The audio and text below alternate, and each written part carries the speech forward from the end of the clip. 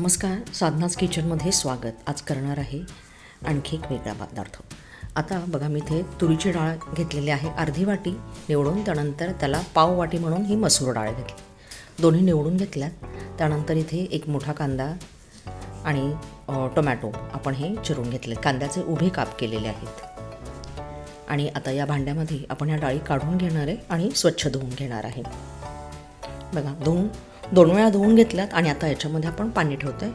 आता याच्यामध्ये आपल्याला काही रेंजचा ॲड करायच्यात. तर त्या कुठल्या आहे, कांदा उभा चिरून घेतला होता, त्यातला निम्मा कांदा मी इथे घातलेला आहे, निम्मा ठेवून दिला आहे. त्यानंतर इथे आपण टोमॅटो ॲड करतो आहे. तुम्हाला वाटलं तुम्ही सर्व कांदा वापरू शकता, काही प्रॉब्लेम नाही आहे. ठीक आहे. त्यानंतर आता इथे अर्धा चमचा हळद मी इथे घालून घेतली आहे.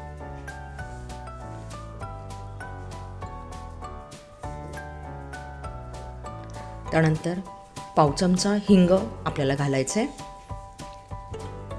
हे सर्व आपण एकत्र करणार आहे. कुकरमध्ये तळायला पाणी घ्यायचं आहे. त्यानंतर त्याच्यामध्ये ती डिश ठेवायची थाळी आणि त्यावर आपण डबा ठेवून कुकरला शिट्ट्या काढून घेणार आहे. तर बघा, साधारण 2 ते 3 शिट्ट्यांमध्ये डाळ चांगली शिजते. तर मी काय केलं, इथे एकीकडे आपली ही डाळ आता इथे रेडी झालेली आहे. पातेल्यामध्ये पाणी गरम करायला ठेवलं आहे. त्याच्यामध्ये आपल्याला इथे थोडेसे सोया चंक्स आहेत. तर ते अगदी बघा, तुम्हाला लक्षात आलं असेल, पाववाटी मी घेतलेले आहेत, थोडेसेच आहेत. हे आपण गरम पाण्यामध्ये चांगले भिजवून घेणार आहे.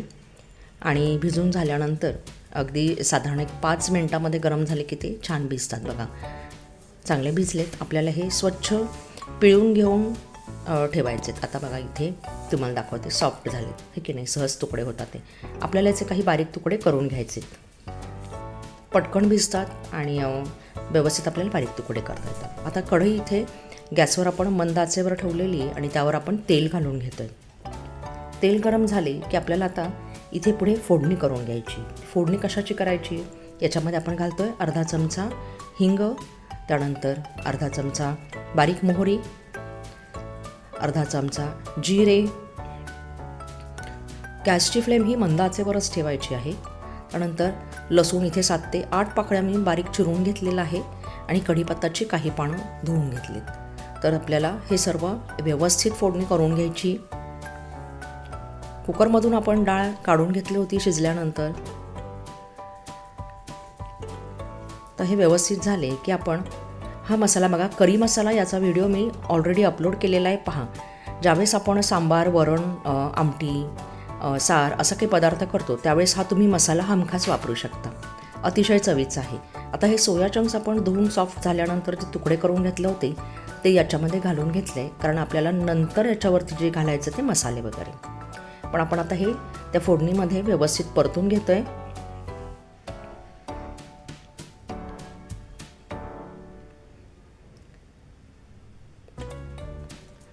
आणि हे व्यवस्थित तेलामध्ये परतून झाला की मग आता याच्यावरती आपल्याला काही ॲड करायचं आहे. ते काय करायचं ॲड, चला बघा, तुम्हाला तेलावरून अंदाज आला असेल की व्यवस्थित ते सोया चंक्स झालेत.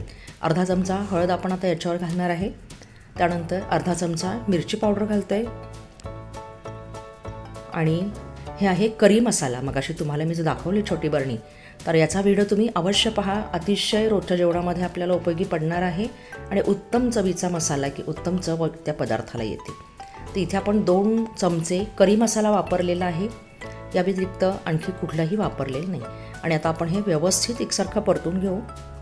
परतून घेतल्यानंतर आपण जी डाळ शिजवून घेतली होती त्याच्यामध्ये आपण कांदा आणि टोमॅटो ऑलरेडी घालून घेतला होता. त्यामुळे इथे आपल्याला काही तो जास्त वापरायचं नाही. तुम्हाला वाटलं तर उरलेला कांदा तुम्ही वापरू शकता. आता हे मी याच्यावरती घालून घेतली. हे पूर्ण आपल्याला एकजीव करून घ्यायचं आहे.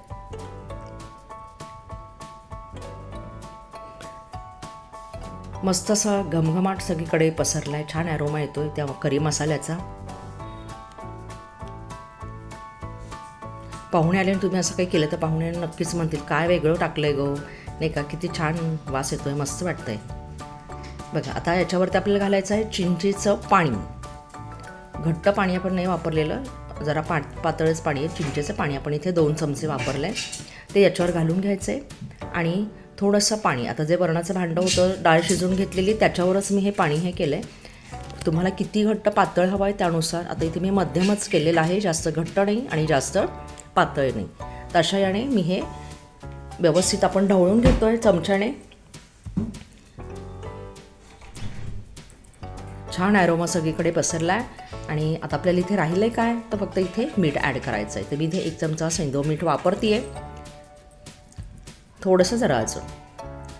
तुम्हाला वाटलं तुम्ही अजून पाणी घालून जरा पातळ करू शकता. तर आता हे कसं खायचं तर बघा, तुम्ही हे भातासोबत पोळीसोबत तुम्हाला वाटलं तर हे नुसतं सार म्हणूनही तुम्ही खाऊ शकता. तर हे आपलं इथे रेडी झालेलं आहे छान असा सोया सांबार. तुम्ही कधी केला नसेल पण हा आवर्जून करून बघा, कारण सोयामधून आपल्याला भरपूर प्रोटीन्स मिळतात. त्यानंतर इथे डाळी आहेत बघा, तूर डाळ आहे, त्यानंतर मसूर डाळ घातली, म्हणजे प्रोटीनचं प्रमाण प्रोटीनयुक्त अशी ही पौष्टिक आपली इथे सोया सांबार तयार झालेला आहे. उकळलं आहे छान. लहानांपासून आबालवृद्धांपर्यंत अशी ही पौष्टिक रेसिपी आपली इथे तयार झाली आहे. आणि तुम्ही करायला घ्या, कधीतरी करून बघितली पाहिजे, कारण आपल्या घरामध्ये सध्या सोया चंक्स म्हणजे मुलांना आवडतं म्हणून आपण ठेवतोच नाही का. डाळी तर असतातच उपलब्ध, त्यामुळे काय केव्हाही भाजी वगैरे नाही तर चला म्हणजे हे 2 in 1 आपल्याला करता येतं. आता उकळून झालं आहे, आपण छान बारीक कोथिंबीर चिरून धुवून याच्यावरती आपण पेरून घेऊया.